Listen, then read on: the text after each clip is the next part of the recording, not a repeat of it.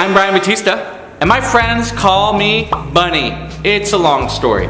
But if you joined me in my last episode, you would see that I used my favorite and most rich and dark burnt material, charcoal. I want to talk about my second favorite drawing material, and the one that we've been using mostly since we were school kids, and that is graphite. This is episode 62, Graphite. Don't try this at home. So all this is really about making marks and drawing.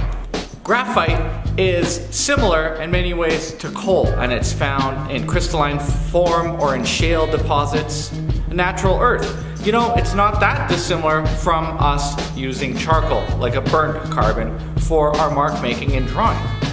The term graphite was coined because it means writing stone, which we use today, and it was used to replace lead.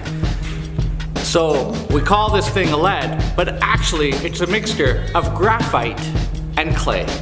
So you can do stuff like this.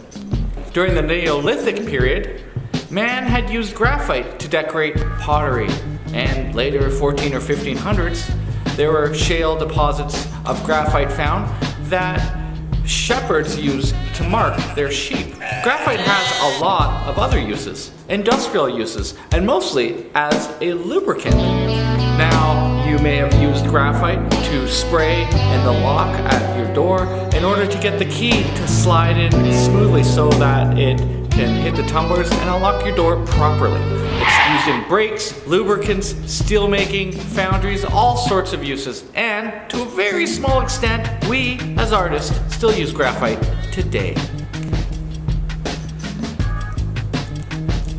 Graphite comes as a putty, which you can rub on your surface, as these fat sticks, just of pure graphite, as these Statler real fills, or my favorite, what you can tell I have a little bit of a klepto collection of, are the mechanical pencils. These to me are the best sketching tool, widely available. They come in different colors, they come in different sizes, and you always seem to be able to find this in any country that you're in, which is a good thing because sometimes you run out of lead.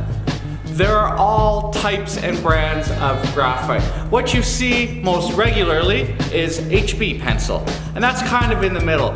What I have here are different types of pencils, and you see these in art stores and whatnot, and they come in a variety of H's and B's and sometimes an F, and they're often explained as having values, but I want to tell you that each pencil can get a full range of values, and if you couple them all together, you have a huge tool at your disposal. So let's look at the differences between graphite. The main differences are present in their name.